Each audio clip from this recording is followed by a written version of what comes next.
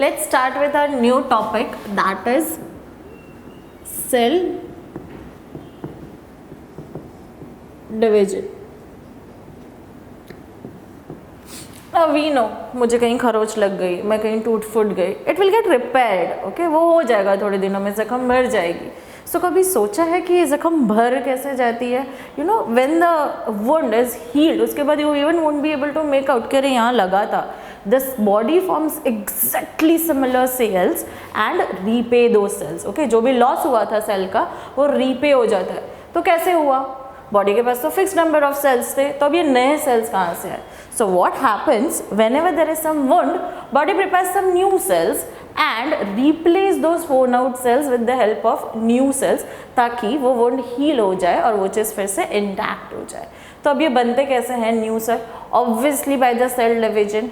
अब इसके बारे में एक बहुत अच्छी बात पता है, cell division is the only place where division and multiplication means the same thing, okay? Either you say cell is dividing, still it is the same, or you say cell is multiplying, still it is the same, okay? ये तो बहुत अच्छी बात है. Maths में ऐसा नहीं होता, it is exactly opposite. But in bio, or especially only in the cell division and cell multiplication is something which is exactly identical. अब ये होता कैसे है? ऐसे तो होगा नहीं कि चलो आज मैंने सोचा मुझे अपने सेल्स डिवाइड करने हैं और मैं सेल डिवाइड कर देती हूँ. No, the cell has to give or cell has to form the entirely new cell. तो अब उसको बहुत सारा प्रेपरेशन करना पड़ेगा. So before that cell has to prepare. क्या क्या प्रिपेयर करता है? There is some growth changes will take place, okay? कुछ सिंथेसाइज होता है, synthesis of substances, everything cell has to do. और एक बार preparation हो गया, then the division is very easy. So based on this, अब पता कैसे चलेगा कि कौन सा सेल को कितने बार डिवाइड होना है? तो every cell is given the fixed number of cell cycle.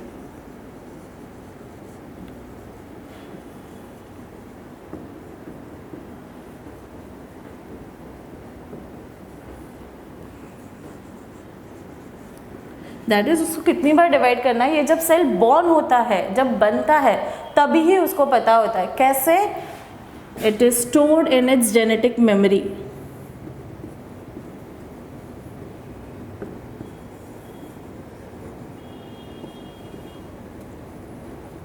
Okay, every cell knows. But कुछ कुछ सेल्स होते हैं जो ये भूल जाते हैं कि अपने को कितनी बार डिवाइड होना है और whether where we have to stop. ऐसे सेल्स पता है क्या करते हैं? Very simple. When the cell forgets the number of cell cycle allotted to it, it becomes the cancerous cells. Exactly यही कैंसर में होता है. सेल अपने सेल साइकिल्स भूल जाता है. It doesn't know how to stop, where to stop. बस बढ़ता ही जाता है, डिवाइड होता ही जाता है, होता ही जाता है. Then it form a lumpy mass which is known as a tumour. Okay, so tumour कभी कोई वायरस, पैथोजन इन सेल से नहीं होता. ट्यूमरस सेल्स और cancerous cells are basically same is that of your body cell. इसलिए तो बेचारा body confuse हो जाता है ना कि यार ये तो मेरा ही सेल है, मैं इसको कैसे मारूं. That is why cancers are very difficult to cure or rather incurable. We can only control it, we can never cure cancer.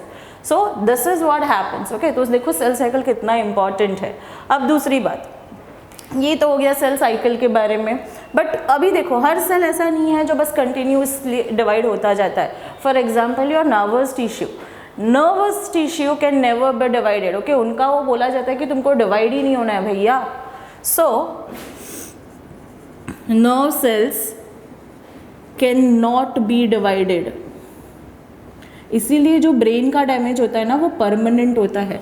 Brain damages therefore can not be replaced. Why? Because उसको replace करने के लिए उस cell के पास memory ही नहीं है कि तुमको डिवाइड होना है. अगर वो गलती से डिवाइड होना शुरू करता है तो it is called as brain tumour which we don't want to अकर.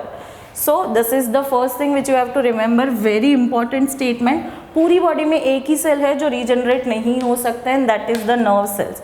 तो फिर ऐसा कौन सा सेल है जो बहुत अच्छे से रीजनरेट होता है, जिसका रीजनरेशन पावर हाईएस्ट है? So those are the liver sales.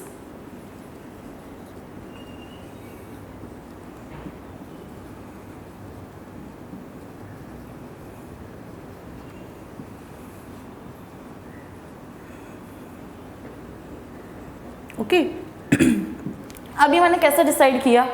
मैंने बोला इसके लिए नहीं, it has a scientific base. देखो, अगर मुझे किसी को हार्ट ट्रांसप्लांट करना है ना, तो I have to replace the entire heart. But अगर मुझे किसी को लीवर ट्रांसप्लांट करना है तो मैं डोनर में से एक छोटा सा पीस ऑफ लिवर निकालूंगी और उसको रेसिपिएंट में डाल दूंगी जिसको चाहिए है उसमें।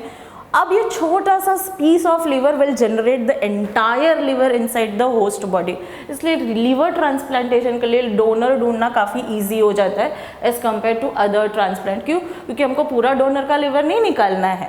We just have to remove a small piece of donor's liver and we have to put it into the recipient. It will regenerate the entire liver in recipient's body. So ये है दूसरा फैक्ट जो तुमको याद रखना है। Now cell division की बात करते हैं। ओके, ऐसे सेल्स जो कंटिन्यूअसली डिवाइडेड होते हैं,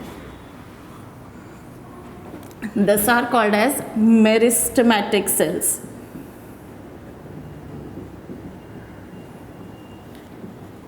meristematic cells continuously dividing sales.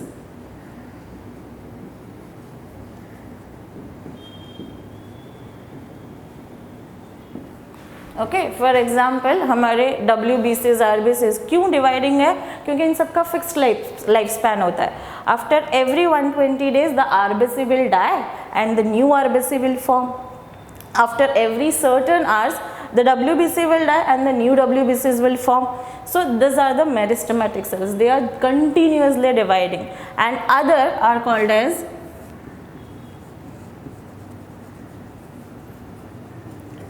differentiated cells or permanent cells. ये वो सेल्स हैं जो जनरली डिवाइड नहीं करते हैं। Okay, but if needed they can be divided, but in the normal stage they are not dividing. Okay, एक बार form हो गए लिवर के सेल्स, एक बार फॉर्म हो गए लिवर थोड़ी ना बड़ा छोटा होता है। एक बार मैच्योर लिवर बन गया, it is form completely. Unless and until it is injured it will not undergo differentiation or division. ये हो गया हमारा thing. Now cell division is or cell cycle rather is divided into two phases.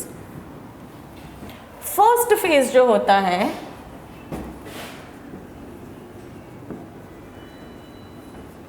it is called as interphase and the next phase is division phase or it is M phase. Okay, interphase जो होता है it is preparatory phase. Okay, इसमें ये जो चीज़ें हैं ये सब होती हैं। एंड डिवीजन फेज में actual division of the cell takes place, or rather we can say in division phase either mitosis is occurring or meiosis is occurring. अभी देखो, सेल जो होता है ना, ये it is very wise creature. ये बोलता है मैं प्रिपरेशन इतना अच्छे से करूँगा ना कि मुझे मेन प्रोसेस में बिल्कुल टाइम नहीं लगेगा। So for example if a cell takes 24 hours to divide, तो उसमें से डिवीजन कैसा होता है पता है? 23 hours इज फॉर इंटरफेस। मतलब सोचो, almost time is for interface and actual M phase is only of 1 hour। तो कितना प्रेपरेशन होता होगा कि 23 hours तक मैं सिर्फ प्रिपेयर ही कर दी हूँ और जब डिवीजन है तो फटाफट 1 घंटे में खत्म हो गया। So interphase generally this is for human cell. Okay, human cell divides generally in the 24 hours, out of which 23 hours is spent in the interface and actual division is only of 1 hour. And when we say division, cell division is mainly of two types.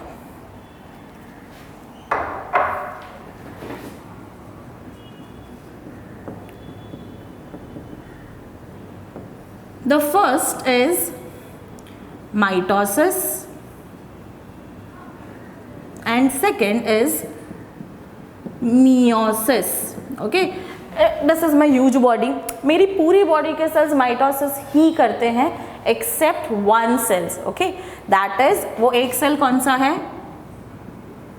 germ cell, that is ovum in females and sperm in males. These are the only two cells which undergo meiosis in our body.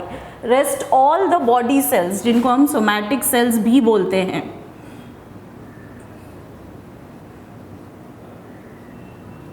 They all undergo mitosis. इसका भी reason है, देखो mitosis में क्या होता है ना, parent और डैटर सेल जो होते हैं they are having same chromosomal number, जबकि मियोसिस में वो हाफ हो जाता है। अब हाफ क्यों होता है, मतलब ये सेल क्यों नहीं करते, क्योंकि अगर इनका क्रोमोसोम नंबर हाफ हो गया तो ये सेम अपने पेरेंट्स जैसे नहीं रहेंगे ना, मतलब हमारी स्किन का सेल जो हमारी स्किन को रिप्लेस कर रहा है it has to be exactly same as that of its parent cell. But अगर वैसा नहीं हुआ तो प्रॉब्लम हो जाएगा, तो इसको तो हमको भैया क्रोमोसोम नंबर सेम रख कर डिवाइड करना पड़ेगा is that of the parent cell. हमको एकदम जेरॉक्स कॉपी बनवाना है तो हम उसको माइटोसिस करवाएंगे। बट यहाँ सोचो, देखो जो बेबी बनता है ना वो एक स्पर्म और एक ओवम से बनता है, तो अगर दोनों के पास इक्वल नंबर है तो बेबी के पास तो डबल नंबर हो जाएंगे, तो फिर वो ह्यूमन नहीं कहलाएगा, because for every species the number of chromosomes are same, okay, it is fixed. अगर मैं ह्यूमन हूँ तो मेरे पास 46 नंबर ऑफ क्रोमोसोम ही होने चाहिए, लेकिन अगर स्पर्म में भी 46 हुआ और ओवम में भी 46 हुआ तो फिर बेबी में या जो नया जाइगोट बनेगा उसमें कितना हो जाएगा, it will be 92, which I don't want. तो मैंने क्या किया कि स्पर्म और ओवम में आधे आधे सेल्स डाल दिए, आधे आधे क्रोमोसोम्स डाल दिए रादर, ताकि जैसे ही मेरा नया जाइगोट बने ना उसमें एग्जैक्टली सेम उतना ही हो जितना नॉर्मल ह्यूमन में होता है। So only germ cells undergo meiosis, rest all the body cells undergoes mitosis. Okay, mitosis क्या होता है ये डिटेल में मैं बाद में पढ़ाऊंगी, मियोसिस भी हम इन डिटेल पढ़ेंगे। For introduction, you always remember all the body cells undergo mitosis except germ cells. अब ये germ cells क्या है? It is sperm in males and it is ovum in females. So these are the two cells. This is the introduction of cell division. We will start the proper cell division from next lecture onwards. Thank you.